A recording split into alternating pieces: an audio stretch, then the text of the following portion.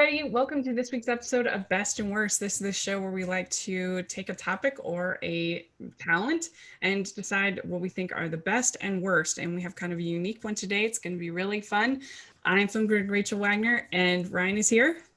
Hey, Rachel, it's great to be back with you once again. And the theater kid inside of me is jumping for joy and doing bell kicks and plies because we're going to be talking about our best and worst musicals. I love musicals and as much as I love horror movies because it's possible to like multiple different genres of movies. But in all seriousness, though, musicals are awesome. Like old musicals, new musicals, stuff in between, Broadway, off Broadway, original, like I can't get enough of them. Yeah, and I thought of this because In the Heights is obviously coming out, and you can read my review of In the Heights. I loved it. I loved the musical. I got to see it a couple of years ago, and I adored it. And I adored the movie. I thought it was so much fun. It's a little too long, but other than that, I had a great time watching it. I think people are really going to enjoy it. And so we thought, well, let's talk about the best and worst of musicals. And we decided for this video to just do live action musicals, and then we will do another one another day on animated musicals because they definitely still count. But just it's such a broad category, they want to narrow it down just a little bit for the sake of this video. And if you like what we're doing here, this shorter video, then check out our longer podcast that we did this week, talking Canopy for Hidden Gems. And we hope this gives you kind of a taste of who we are and what we like, that you'll check out that longer video / podcast. Let's get started. I actually have two picks. I'm cheating. I have a tie for my best musical. First one is The Wizard of Oz. I love The Wizard of Oz. I love Somewhere Over the Rainbow. I love Dorothy's character, and I think that Judy Garland's acting is actually really underrated. Like you never hear it praised, but when she's looking at that crystal ball and she sees Aunt Em and she's crying, and you really feel for her, and I think she does a great job. And of course, Margaret Hamilton is incredible as the Wicked Witch of the West. And it's such a beautifully made movie, and it's so iconic in so many ways. Such charming songs all the way through. So I love that. But my other choice is The Sound of Music. I think its only flaw maybe is that it's a little too long, but I love the songs. And it's one of the only shows that I can think of where it is significantly better than the stage version. They actually made it much better. They cut out some songs, they moved things around, they made it much better. And I just think Christopher Plummer and Julie Andrews have such incredible chemistry. They're so great together, and I love all the songs, and it's fantastic. So those are my picks for the best musical movie. What about you? What's your pick?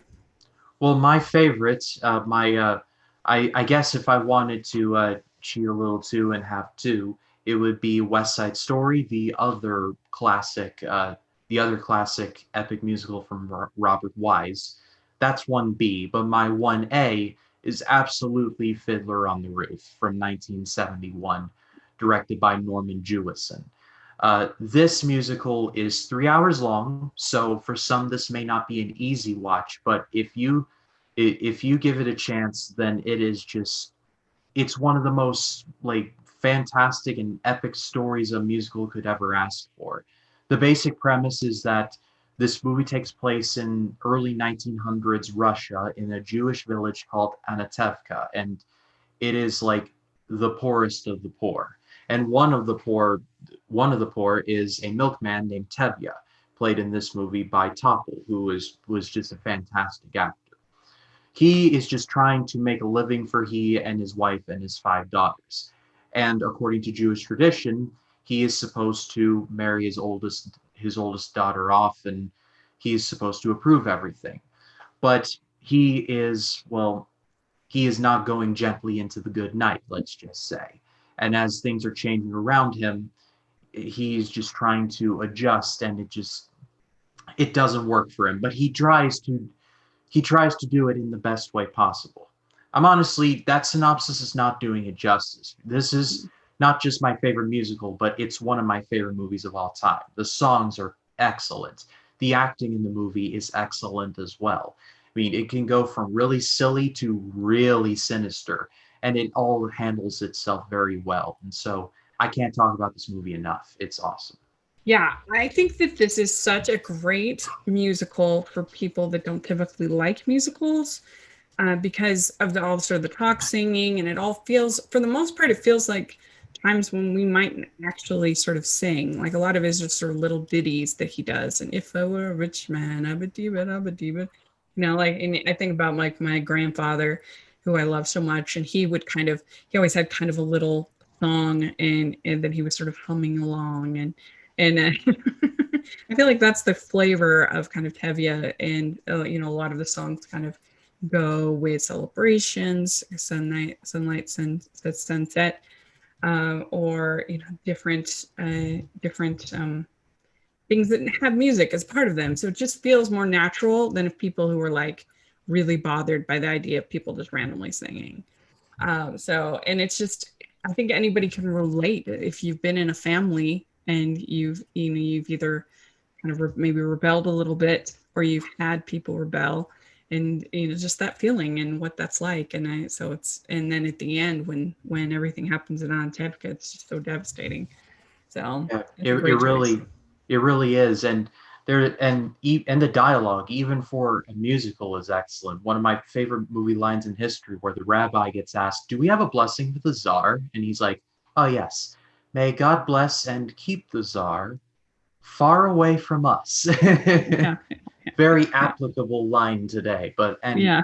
anyway, It's interesting because both Sound of Music and Fiddler on the Roof are both, I think, 3 hours or close to it.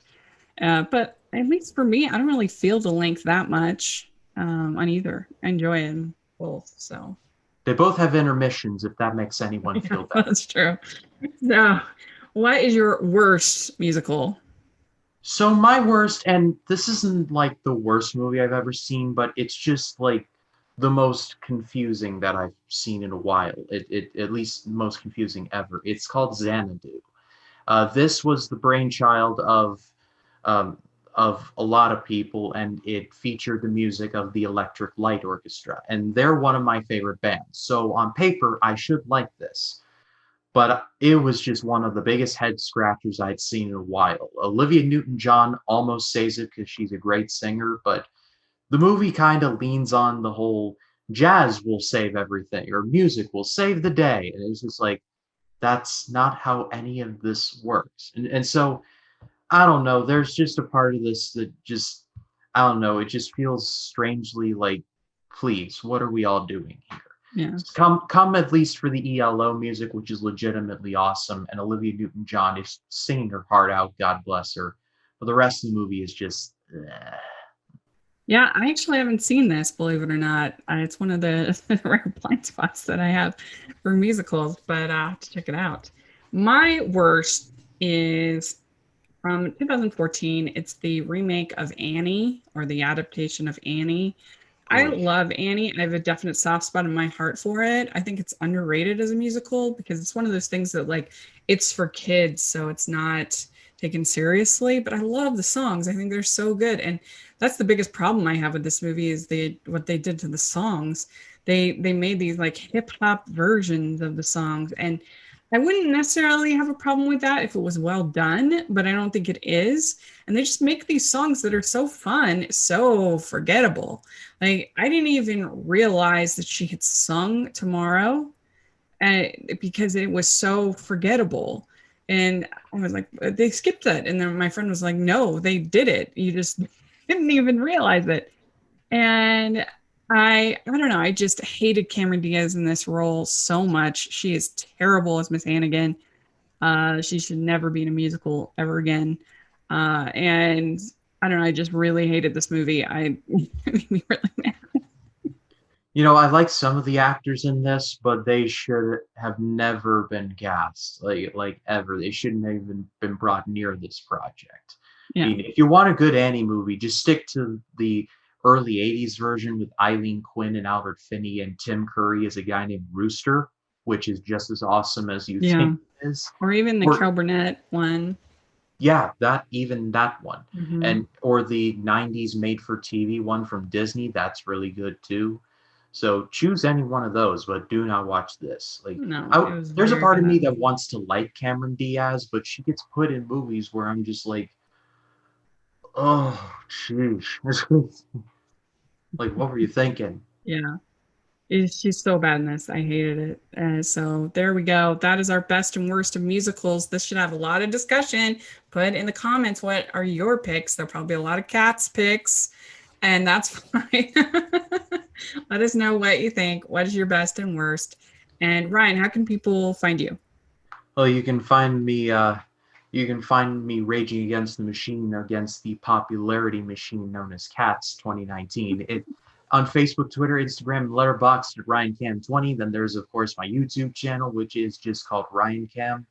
As of this recording, I'm legit one subscriber away from 150.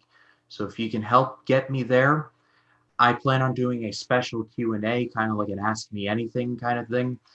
I'm a little nervous about it, quite frankly, because it's like an Ask Me Anything. So it's like, what are y'all gonna ask me? But it's a thank you from me to you for getting me to this point, the most subscribers that I've ever had. So please check me out if you haven't. I got my new release roundup coming on Wednesday. It was supposed to come out on a Monday, but it was not ready, so I just pushed it to Wednesday. Friday, I'll be dropping an AFI project video for Goodfellas, and then on Sunday will be my big collaboration with Sean from Lost in the Real. We're going to be doing a super deep dive into Spirited Away, Hayao Miyazaki's masterpiece. So please check out the channel if you haven't. Yeah, y'all should definitely check it out. And you can find me at Rachel's Reviews, all of our social media, iTunes, YouTube, and on Rotten Tomatoes. So check that out. And we are starting Teen Movie Month for Family Movie Night, and this is going to be really fun. And also, if you're interested in musicals, make sure you check out the Hallmarkies podcast because this is going to air on Friday. Tomorrow on Saturday is our interview with Mary Lou Henner, and she talks a lot about being one of the founding actresses in the original Grease, and also her over 400 performances in Chicago. So, I mean, as well as many other things. She's so great. So you don't want to miss that. It's a really fun interview. So there we go. That is our video this week. Let us know if you have any ideas of what you'd like us to talk about for best and worst. And please like this video. Please subscribe to our channel. I would really appreciate that. And then also check out the merch store and also the Patreon that you have great experiences where you can have a Q&A with Mary Lou Henner or other people, like we had Lacey Chabert on last month. So it's only $2 a month. It's totally worth your while. Please check it out. And we have our merch store as well. So take a look at that. And thanks so much, everybody. We'll talk to you later. Bye.